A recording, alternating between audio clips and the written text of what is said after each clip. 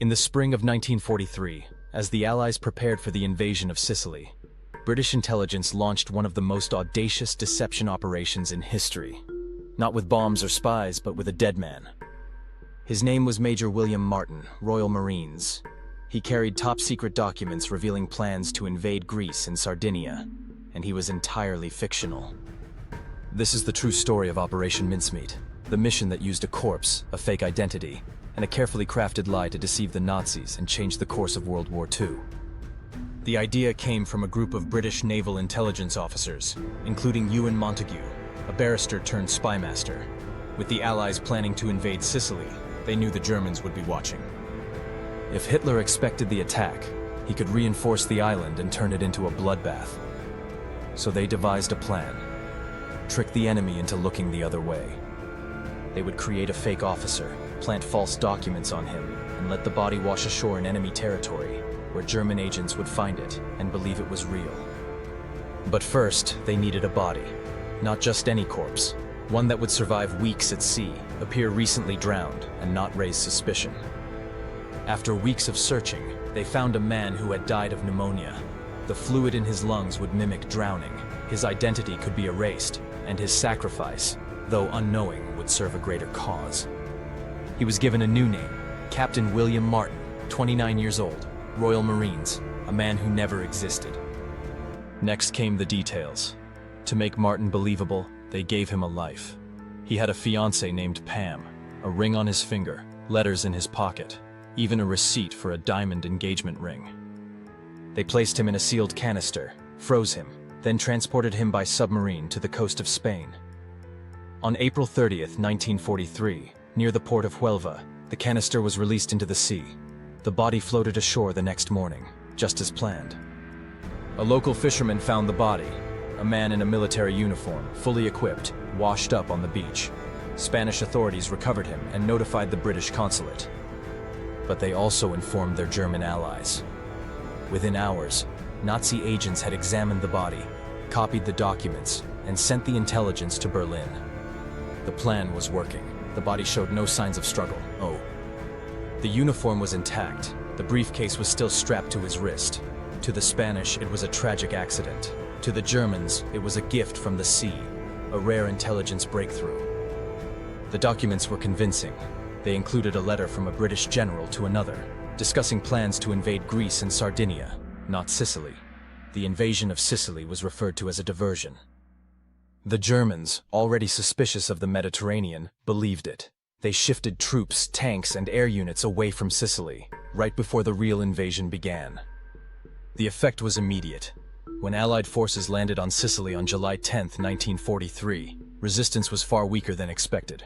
The Germans were caught off guard. The operation was a success, and thousands of lives were saved. The Allies had taken the island with minimal casualties, all because of a man who never lived. Historians estimate that without Operation Mincemeat, casualties could have been 3 times higher. Entire battalions might have been wiped out in the first wave. Instead, the landings were swift, decisive, and strategically flawless. But who was the real man behind the myth? The body was never officially identified. Some believe it was Glyndwr Michael, a homeless Welshman who died after ingesting rat poison. The British government only confirmed this in the 1990s. He had no family, no next of kin, just a quiet death in a London hospital.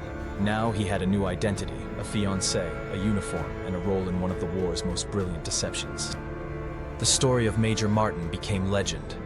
His wallet contained love letters from Pam, a photo of her in a locket, and even a ticket to a London theater. The letters were written by real women from MI5, trained to mimic the tone of a wartime romance. One read, "I do so hate the thought of you being out there, knowing you might not come back." It was emotional, human, and utterly fabricated. Spanish doctors performed an autopsy and confirmed the cause of death, drowning. The body showed no signs of foul play. The uniform was authentic. The documents were sealed in a briefcase attached to his wrist. Everything checked out. The Germans had no reason to doubt it. And so, they acted, moving troops hundreds of miles away from the real target. The British had even included a personal letter from a general's wife, mentioning a secret meeting in Naples, a detail so specific, it felt genuine. Every layer of the lie was designed to withstand scrutiny. The success of Operation Mincemeat was so complete that even after the war, the British kept it secret for years. When the story was finally revealed in 1956, it stunned the world. A dead man had helped win a war. The book, The Man Who Never Was, became a bestseller. A film followed, but the real hero, the man whose body made it possible, remained silent.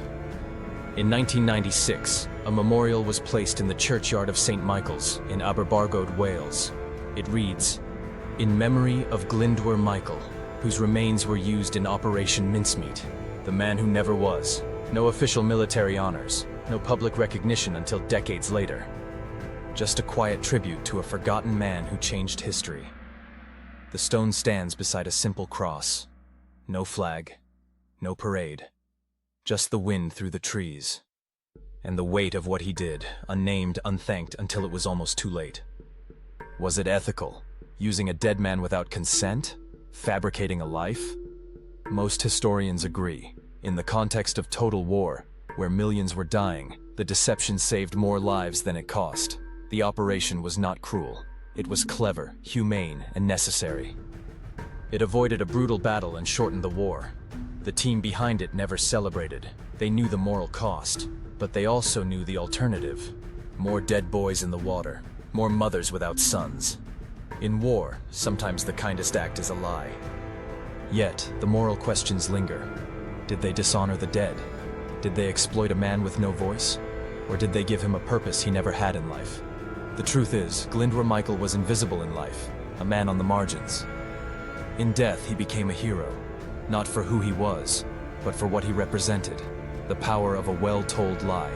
He was given dignity, a name, a love story. Was that a fraud or a gift? The Germans never admitted they were fooled, but the evidence is clear. Declassified intelligence shows that Hitler himself ordered reinforcements to Sardinia and Greece. U-boats were repositioned, airfields were readied, all based on documents taken from a corpse carrying a fake identity and a fictional fiancée. Operation Mincemeat remains one of the most successful intelligence deceptions in history. It proved that storytelling, not just force, can win wars. A well-placed detail, a believable character, a touch of romance. These were the weapons. And the battlefield was not in the sky or the sea, but in the mind of the enemy. It showed that truth is not always the most powerful tool. Sometimes, a perfect fiction, crafted with care, delivered with precision, can change the course of history. Next on Hidden Case Log, the Flannan Isles, lighthouse keepers. 3 men who vanished from a remote Scottish island, leaving behind a locked door, an uneaten meal, and a mystery that still haunts the North Atlantic. What happened on that stormy night? Find out in the next episode. Subscribe to Hidden Case Log, where mysteries never stay buried.